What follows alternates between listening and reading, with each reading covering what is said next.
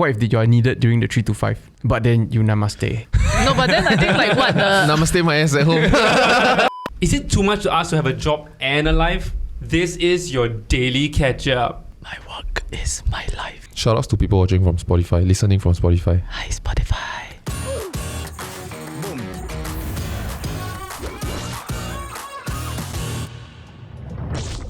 Hey guys, so this is the second episode of our collaboration with the National Youth Council for the Youth Action Challenge. So if you don't know what it is, it's a platform for youth, and you guys didn't know, right? Youth are actually people between the ages of 15 to 35. So you guys are included. No way. Yes. We're not surprised why. You're the grandpa of youths. And it's for youth to basically come together to form teams and to also provide solutions for issues that we're currently facing in Singapore.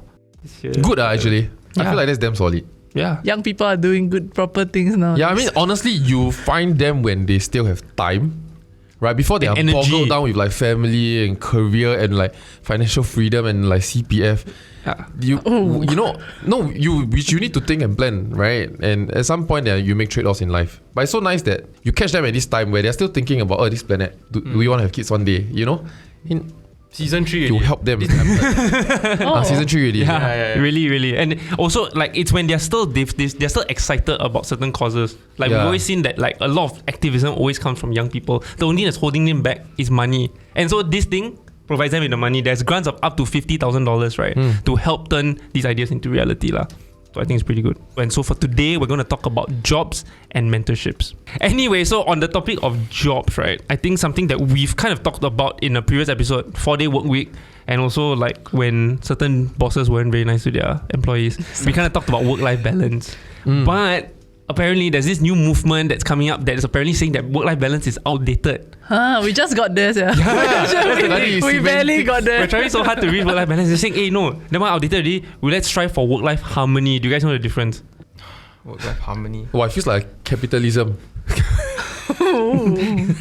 It's rich people trying to make you feel like you should work all day. So work-life balance, right? I don't want to butcher this, so I'm going to read this on my computer. Work-life balance refers to how people manage their time that they dedicate to work and then the time that they dedicate for other activities. So it's really about how you say this 9 to 6 is about work and then I'm going to turn off and then now this is about like life, right?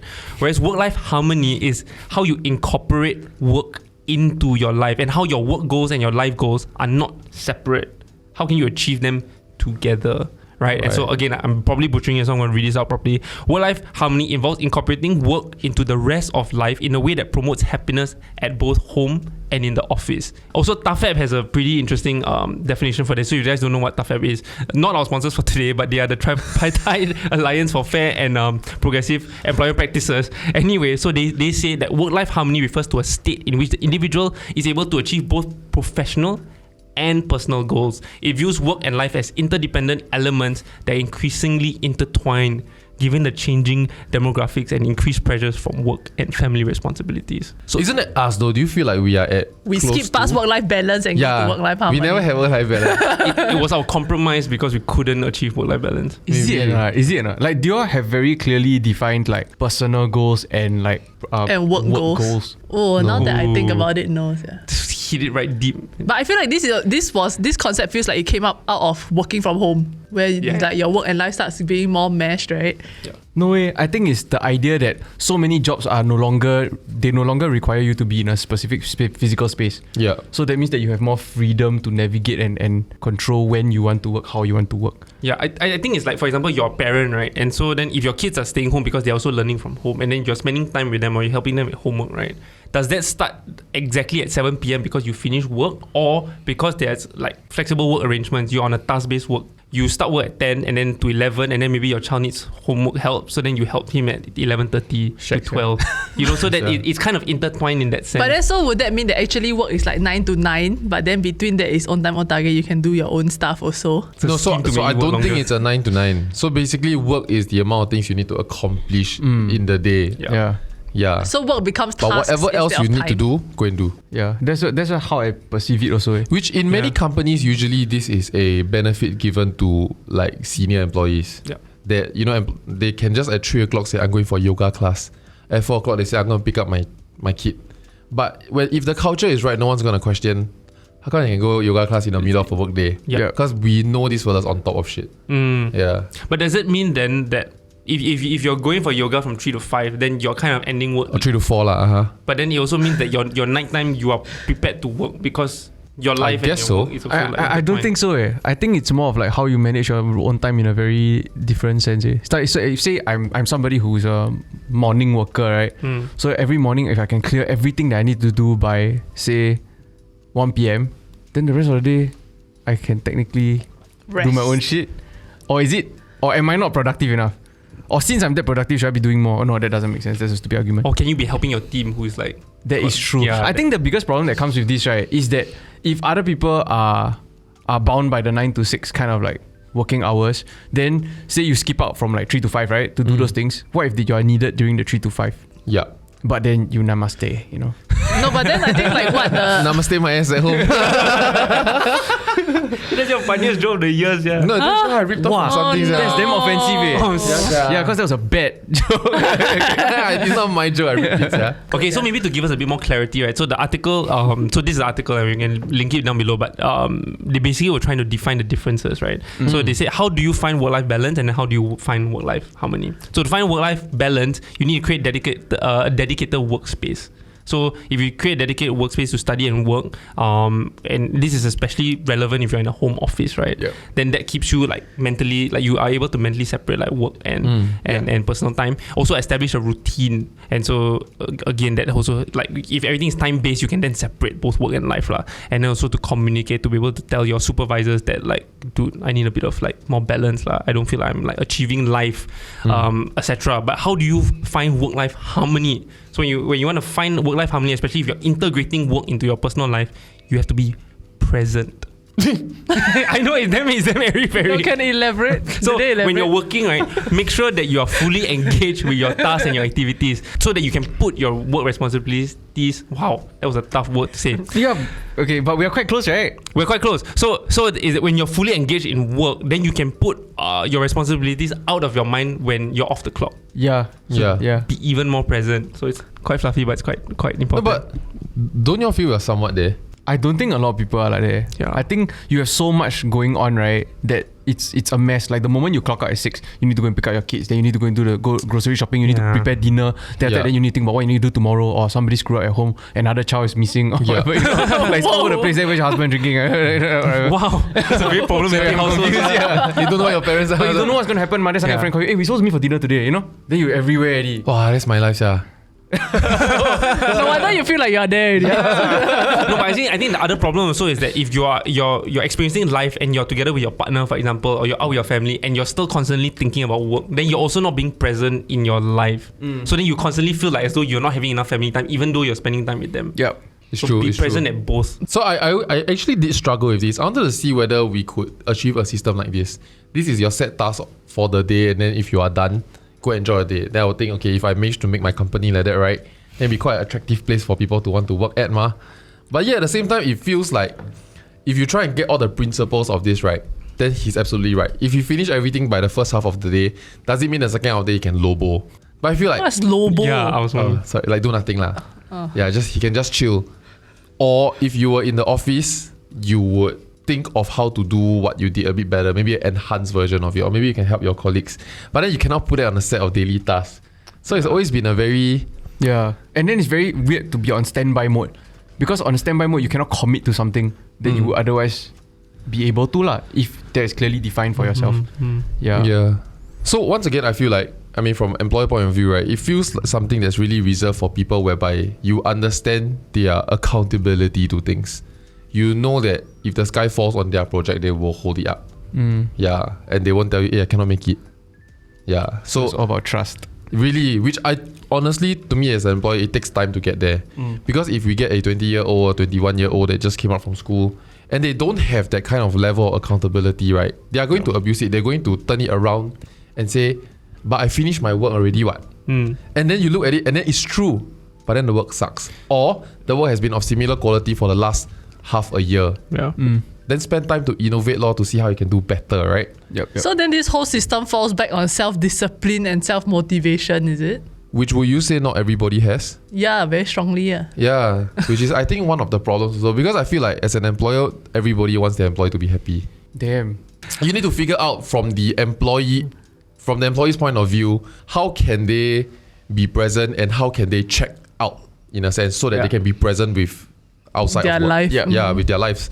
And yet at the same time, we must foster some level of accountability, especially if this is something that we want to like do for the future, right? It has to be something that we can plug into the system. Yep. And then on top of that, let's say if we do completely flexible working hours, which we somewhat practice now, but it's still within a range, right? You'll come at 10, then you'll just leave at 7. You'll come at, if you need to leave earlier today, then you'll come at 8 or you'll start work at 8, right? But if let's say you want to play the 9 hour card on me and then you only want to work between like 11 to 6 a.m, right? No, then I'm very tough, you know what I mean? Then I'll be like, I can never ever contact you because I'm not 9 hour. Yep. Yeah, or we can never do a team meeting or a team project.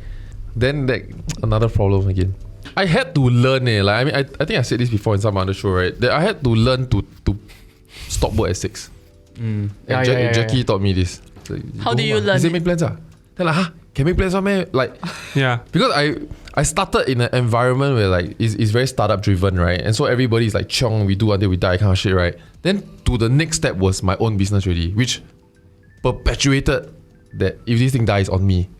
Yeah. So then like he had plans at 7, he had plans 6, or he would just ask me, you want to go and get drinks after this? Then like Such luxury. so foreign to me. Then I'm like okay. Actually, one thing that really surprised me when I first started here was that like when we were working in office, right, at like 6+ before 6:30, then John would stand up and say, "Hey, go home Then I'll be so confused. You never had that before? Yeah, I never had that. So but that was very that's Jackie. that was very amazing to me. Yeah. Which like I wonder whether that bled over from like the previous internships that I had, right? Then like this is what I learned startup culture to be from that internship, and then after that I'm just like that lor. I think it also came as a result that when I started doing that, right, I started being more energetic the next day. I started enjoying work a bit more. Cause like, if you don't do that, what I find is that you just look at Monday, Friday as what do you have this week? I have work. Yeah. Right. Yeah. But when you start doing that, right, people ask you what do you have this week, right? Then you start saying, Tuesday I'm meeting my primary school friends. Thursday I'm doing this one. You know what I mean? Then that's what you're doing this week because we know you need to work. Then doesn't that just feel like you prioritize career goals only, and then because of that it kind of like overshadowed your personal goals? Whereas now when you created this space for yourself, right, suddenly you are able to plan out your personal goals a bit more, which is like maintaining friendships and that kind of thing. Yeah. Okay. But I feel like this cool. work-life harmony thing gets easier as the years pass now, because I think more and more people are interested in pursuing passion, and then so that becomes a lot more in line with life. Versus if I'm just work as means to get money, right? Then you have a very poor relationship with your work. Yeah, correct. So I think or the fact that I feel like it's a lot easier for content creators because they are monetizing off the happenings of their life. Exactly. Yeah, but not so much for accountants, for example. We so be present. But maybe their passion is really counting numbers, Yeah, sure. Or As like, in, it's just not their life. It's someone else's numbers altogether, you see. Then you have to be... It's so hard to merge that with your life. You know what I'm saying? But so yeah, because I was actually thinking about that. Like my initial idea for finding this like work-life harmony is that you try and do something that you enjoy and then you monetize it right? Through content creation or whatever. But then what about the people who have the boring jobs, right? But I'll say people, no, but then I thought about it, like what if the jobs can be very measured in that sense? That means like if I clock in this number of hours, I confirm can finish one. It's task and results based. Yeah. Then but what if you're an air traffic controller? Then how do you work-life harmony? you dance. You can pick up your kids. You dance. Pick up your kids. No, but if they're unique enough in that sense, then go and do it in a country that you like. Go and do it in a country that you want to stay in, so you can enjoy the weather. But I guess the point also is, I guess two things. Like one is that if you're already working and you've already been in the job market for a while, also like you've already been working for a while, it's never too late to kind of make changes in your life if you need to. And then if you're still young, if you haven't started working yet, these are certain things to like take note of. Take it from us that have been working for a while. Really think about what you want to end up doing, and rather than just doing it for the money, I guess. So Charlotte, you're watching this, which you say you watch, okay? Come on the show. Oh, you will. So Charlotte from UTL 666. Oh, not that Charlotte. I have no idea who you are. I'm so sorry. I say hope you will. I thought you were talking about the garnish. Shallots. So Charlotte from UTL 666, right? You know that you know what I'm talking about. Oh yeah. And then Dub Smash. She and Michelle and I think another friend, they all started an agency together. Did relatively well, I think. And then one day she decided that she wants to be a pet groomer. Bam. She go and learn, and then she go and groom pet. And she is As like in pets, not your pet. Yeah, not my pet. Okay. And then now she's just like at the top of my IG stories. Like I look at her life and like, oh my god, at which point can I do this also? Like at which point can I drop everything and just go and do that? But don't you think, right, that like if you want to do a job switch, it's a lot easier if you know someone in that industry, right, that can kind of help you along. Yeah. Like you already have someone, say if like pet groomer, right, then you just go attach to like Charlotte or whoever, then she can bring you along. Then it's a lot like it's a great peace of mind because I'm not starting from zero. Yeah, and you got that like little ally, and to really learn about it first, like if you can intern, I guess. Or so I always believe in mentorships and reading books, right? Because I always feel like reading books. you only have this one lifetime to lead, and then you're only gonna be like this age, this one time. Yeah, and what books are and what mentors are, right, is the ability for you to live another person's lifetime and extract the best things from their lifetime. Yeah, and to decide whether it's something you want to do or not. Reading a book is like a software upgrade. Someone said that on Twitter. Right. Stupid things to say. Throwing out random quotes. I'm gonna say more too enthusiastically. Yeah, reading book is like a software upgrade for the brain. Stupid. Yeah, So speaking of mentors and internships, right? That was actually the other aspect of the issue that like the Youth Action Challenge actually like posed to us. And so it's quite interesting to talk about, like, do you actually have personal mentors in your life? I think my earliest mentors were like my peers. Oh. Like it's just like wherever how you navigate. When you life, did your first internship, I immediately put myself in an environment where I know I can learn from everybody around me. Right. Yeah, it was actually quite similar here as well. So that's quite interesting thing. So like I think just the other day I was watching this video by Simon Sinek. You guys, you really like him. I really like him. I don't know why I'm judging wait, him. I don't know this guy. the last book that I finished. Millennials. Yeah. That's basically. Yeah lah. Basically, he's this like motivational speaker / thought leader / life coach. He started a book called like Find Your Why. Start everything with why lah. I'm rolling my eyes, but I actually believe in it. So I don't know why I'm so like insecure about the whole thing, right? So he actually said this about just now we shoot down his quote. yeah, besides, he actually said this about mentors. He actually said this about dementors. Harry Potter coming out. He actually said this about mentors, which is that you don't actually go out and ask somebody to be your mentor. Like his mentor that he attributes a lot of his achievements to, right, was just someone who he had a question. This guy was in the field 20 years longer than he did, and then he just had a question to ask. And the other guy picked up his phone. He had another question, the guy picked up the phone. Then he asked him to go for lunch and he said yes. And so his mentor became someone who just kept saying yes to him. And he could keep... but it's different people along the way. To him, it was this one guy. And there were other mentors in his life. But what struck him the most, right, was that after many years, after 10 years, he told the guy, I'm so glad that you're my mentor. And then something unexpected happened. The other guy said, and I'm so glad that you're mine. Because a mentorship is something that you don't realize. Bro moment. Yes, yeah. It's a bit lame lah. They're like knuckle. But I think what was very interesting and also very genuine was that, like, he said that mentors are people that actually learn from each other, because even though someone is older and more experienced, there is no value for them to spend so much time with you unless they're actually learning from you also. It's true. Yeah. So I thought that was very I don't know if I can completely agree with that part though. I think like there are people that you can just naturally look up to, and they feel like they want to take care of you and guide you along your way, Yeah, but I guess it's also selfish. So I guess they get the satisfaction of seeing your achievement and attribute some of that to like themselves. Or they are honing their teaching style. They're trying to see how you think, and then they try and see whether they can help. Yeah, tweak that. Yeah, like I have this friend, right, who's like I can't remember what he was studying, but it's totally not related to design. But he was very interested in learning design. So during NS, he go and learn on his own, go and take courses and whatever. Right? Once he graduated, right, he actually go and get a job as a waiter or something at one of the events that the design world was having, right? Then he really put himself there, go and try to look at like and meet and talk to the people. I mean, a bit screwed up, but he really hustled like mad. And then I think after like several of these events or whatever, he finally managed to kind of like get in touch with one of them who's willing to actually sit down with him for dinner, look through everything that he has done so far and give him advice. Yeah, like from nowhere. But you make your own luck lah. Yeah, but he hustled like mad. Then now he win like awards and shit for learning design as an art director. Wow, goosebumps. Yeah, damn impressive. Like, just to see him. But what an unprofessional waiter though. Yeah, that's he was talking about the name card bowl. Then you know when you go to the event, you drop it, you go and fish. Oh my god. Yeah. So I mean, going back to the video that I watched, right? I'm sorry, I really like the guy, but he said another thing that was quite interesting in the exact same 2-minute video, which was that to him, whenever he went for interviews, right, the number one thing that he always said was that when they asked him what are you looking for in a job, he always said, I'm just looking for a mentor. I'm just looking for someone to learn from. And so he didn't care how much he was being paid. He didn't need to be paid all. He was just trying to like learn as much as possible. Which kind of goes back to an article that I saw, which was about unpaid internships. And I was surprised that these things still exist. Because like I think... Wait, in Singapore? Yeah. Huh? Unpaid one? Unpaid internships. We have applicants for unpaid internships, so we just in DM pay lah. Yeah. And like it's still a thing. And at first I realized, like at first I was like, oh no, these companies are taking advantage of like students, right? Yeah. But as I was reading further, actually a lot of them actually don't mind if they see that they can learn a lot from that particular role.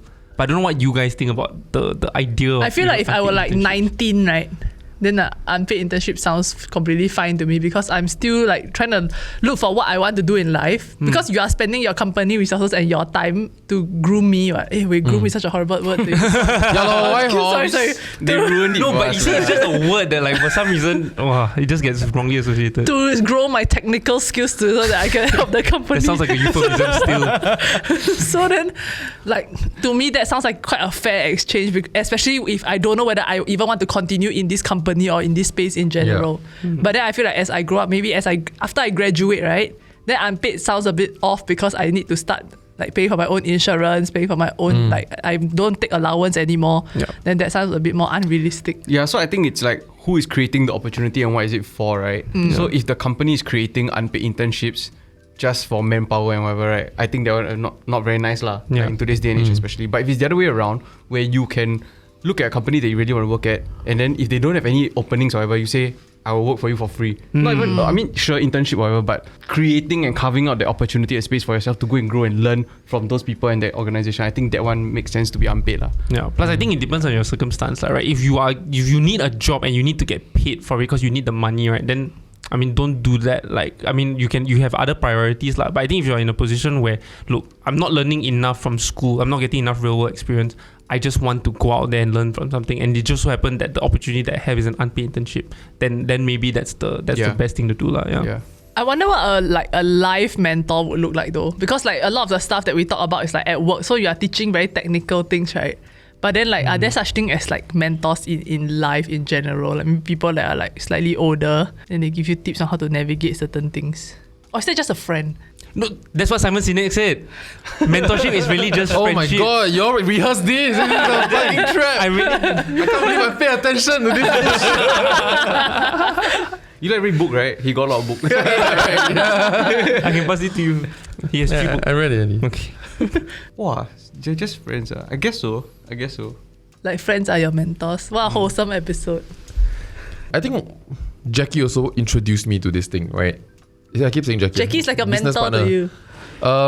Yeah, I guess. Because in the past, I always feel like everything is value exchange. It comes from insecurity of I don't waste your time. Yeah. So I must provide you something of value. But then when Jackie wants to network, right, he just like he's the guy that can network one. Yeah. You see him, he's very shy. He feels like he's a man of very, very little words. He always say, hey, John, can you say it? John, can you do it? Right? But when he's alone, right, and he is forced to do it, right, like when he no choice, no one to rely on, right, the guy will network the whole place. For me, I will find one friend. You know, if you drop me in a networking event, I'll find that one person I click with, I'm gonna spend my whole night with that person. Yeah. But wait, what? The whole night? The whole night and then morning. Not everything's about sex. And then but Jackie won't. Jackie would navigate. Jackie would navigate that room. And so for him, right, he would just like, if he wants to know something from someone, right? For example, if someone is like, let's say we plan to launch our own NFT and someone already launched an NFT, right? He would just say, hey, I want to launch an NFT also. Can you meet and talk about it? Then I'm like, what's the value proposition for the guy to teach you the tricks of the trade? But people do. Because don't assume that you have nothing that they want. Or are we assuming that people are selfish? Also, perhaps. But but it's really everybody's selfish. It's really surprising because like there's this podcast that Jackie and I do with like the Chain Debrief podcast, right? And almost every question I ask him, right, he will always answer with, actually I was asking someone the other day, and they're all different people. Right. And so he's always just so like addicted to ask, like to knowledge accumulation. So he's the introvert, but he's the social butterfly. He really is. He really is. Yeah, so I think like I'm similar to John. Like I remember the first networking event that I ever went to, right? My boss followed me, and this was like my boss from Cash Club, for my previous company lah. It's not me. He's copying me. No, it's not he. It's not he. Like we both were from the same company. We had the same boss, and so then I was just like standing around, right? And then I was just like, oh, okay. So I was just talking to this one guy, and then he looked at me for after half an hour. He's like, you only spoke to one guy. Okay, tonight, right? I need you to speak to 5 guys and make sure that guys or girls lah, and make sure you leave with 5 business cards. Yeah. And then I went, oh shit, I hated it. But it ended up being a great experience. There's a pro tip to that. So, I mean, having done this, You're years late. obviously I didn't just talk to one person 6 years ago. and try and build a company, right? So I asked them, who you here with, right? Then they usually would know someone else, and no one wants to say, oh no, I'm just here alone. Like nobody rarely say that. Yeah. So even if they came alone, right, they will tell you who they know. Then you ask for an introduction. Then that's how you brunch. Then they This stress because they guy. actually don't know that person. Ooh. Yeah. Then like, oh, Elon. Then what do you do if you hit the wall though? No, never mind. Waldo! Wow, no one will get this. Yeah. But in terms of mentors, I feel like I have work mentors, I have life mentors, but they're not necessarily people that I speak to a lot. I think it's just I emulate my life beyond. Maybe they're idols like in that sense, or like inspiration. Wait, so your mentor does not need to be someone that you know? I guess to an extent it should be, and so that you know how they achieve those things lah. And then I've accumulated the know-how, not by literally saying how do you achieve this, but because I've known them and I've seen how they've done it. So like Role models lah more. yeah, so I actually have role models for work-life balance. Like I know a couple of people Who is the gold standard of work-life balance? I think like I told you guys initially, like I think before this I was always working till like 9-10 p.m. and like just completely like cannot shut off, right? And I think seeing one of my role model friends just completely dedicate work until like 6 p.m. and then completely like check out. I think that was really eye-opener to me to realize that okay, if I can live life to the fullest, then I can also work to the fullest in that sense. Yeah. And so we come full circle. Thank you very much for watching. Damn. Interesting. I think the one business mentor I have was my ex-boss, LTA. Yeah. Like I saw how ruthless. There's an eye-opening moment as you you don't have to run your own company lah. Like as you manage a company, right?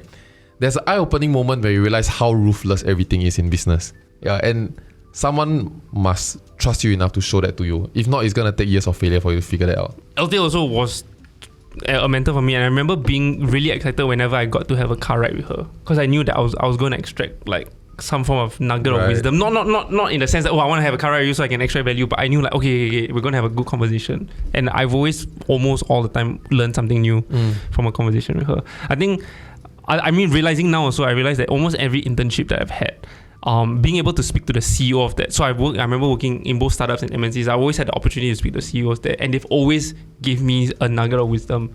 And the one that I've taken away with me from like almost my very first internship was from the CEO that just said, always pick your battles. And it's something that I've like lived by till today. Oh, I learned that about marriage. There you go. How does one find a mentor though? Because YouTube. What now? okay, good talk, guys. To answer your question, right? Like, cause I think I have a slightly different approach. So mine is I look online. Like, cause I'm googling my problems, I'm googling what I want to know about, what I don't learn about, right? Googling my problems. And then I'll come across like videos and whatnot of from certain YouTube channels or certain YouTubers that just really like I feel like I can align with them well. Yeah. Then either I want to work with them. Jonathan Chua. No, Like for you, yeah, I'm so sorry. No, like JK News, very similar, especially at the height of it lah. Like even this whole format is basically that, right? Hey, yeah. You don't ask like that. No, but it is. People have called us the Singapore version of that. It's true. Yeah. And we are very proud of that. Yeah. So like, it's gotten to the point where now I'm in the private Discord group of one of the members, and we talk to each other about crypto and stuff like that. Yeah. Damn, son. Look at you, never invite. So then it's about like learning. I just find ways to bridge and slowly move towards that lor. Not that it's an end goal for me, but I learn a lot from their life, from the people that they know and the stories that they tell. Yeah. I feel like, I mean, hearing from you, I feel like you're someone who's always seeking out to learn from people, right? I think that's something that you've also mentioned like on the side. Would you be prepared to be a mentor to other people? And like, how would you approach that differently or like similar to your mentors? I wonder if mentors realize that they are mentors. Like, I don't think they do. I feel like it's just this person happens to come to me for questions and with questions, and then I just answer. It's similar to Simon's in it. Oh, is it? Shut up. I don't think so. I don't think so. I feel like Will you be weirded out if someone came up to you and said, "Will you be my mentor?" I had that though. Sounds like it's like for what? Mentor for what? Okay. Like if it's shit that I feel like I got like locked down already, right? Then maybe I can like give you a bit of advice here and there, but don't look up to me ish. Yeah. Because I feel like if you go out and ask someone that, like, there's a lot of commitment to suddenly just say, oh, okay. Then suddenly I'm like, now your second father. Or like, you know, it's like, hey, this is a lot of commitment. But I guess if you're just a friend, just say, hey, you want me for coffee? Hey, you want to go for lunch? And then you're constantly learning from the person. I had a couple of friends that asked that of me. No, I don't mean it's like but what changed about the relationship with that was, you know, like how like as your friend, for example, I see that you are happy with your wife, then with your fiance, then I'm happy for you, right? I see that your business failed, let's say, then I would help you focus on like the happier things in life, for example, as a friend. Yeah. But the difference, what changed in a friendship is that I also then observe at their business and I ask them how's business. Right. Because I know they want their business to succeed, not just for themselves to be happy ultimately. Yeah. So then when you ask like that, for me, then I usually open up one kind of worms of conversations like of them, which I learned from also. It's very interesting. So I think asking that if you know you wouldn't beat out the other fella is very interesting, because you get a special different kind of relationship, like a special kind of attention on what you want that person to look at. I think it's interesting because like how, based on what everyone has been saying now, it feels like you have a very specific person in mind, or you kind of like know who to approach in certain spaces, and then that's how you gain some form of mentorship in whatever you're trying to achieve lah. But then for my, like in my personal case, right, like when I left my previous company in search for a so-called a mentor, right, I didn't really know what I was looking for. I just knew that like I felt like I was growing too slowly by myself, or like in a sense at my own pace, because I felt like I don't know what I don't know. Right, so there are a lot of them. So who can help me with that? So then that was kind of something that I was in search of. Right. Which then when I got in contact with John Paul, then I thought, okay, he's someone that has a lot of like technical knowledge and all that, right? And then that's something that I wanted to pursue also. And then I came here, and then it felt like I got many different mentors, because like John talks about like the business side of things, right? Then you talk about like how to handle clients, for example. So then you gain the breadth of that. I love you. Yeah. So I think, but then after that, coming here, then I've gained mentorship in many different aspects. So I feel like it's interesting, because if there are people that are looking for more personalized experiences, right, then I can now help to like recommend like what are specific areas that people can help with, like to my peers lah. So that my peers who are looking for mentors, or who are looking for someone that can guide them along in their journey, that I'm now able to recommend that also. So I feel like that's how you find mentors. Yeah. Like you ask your friend, right? Your friend who knows someone and can connect you. Then now I'm connected, and then next time when someone asks me that, I can connect them. So it's like a chain. Yeah. Funny that you say that, because actually, right, as part of the solutions that's being pitched for the Youth Action Challenge, one of the teams is actually trying to bring personalized mentorship opportunities to youth. We think we're damn smart. They do it. They try it. Okay, good job. How you make it? Hey guys, so the Youth Action Challenge, if you don't know already, has been going on for several seasons, and this is the third one where passionate youths are coming together to solve societal issues, such as the topic that we talked about today, which is jobs and mentoring. And so you can get involved by heading to the website and sharing some feedback, and you might just win some attractive prizes such as a Secret Lab chair, a Kindle, and AirPods. Okay, so head to the website. There's links in the description box down below, and we'll see you in the next one. Also, like this video, sub, and hit the notification button. Bye bye. Notification button. Bye bye.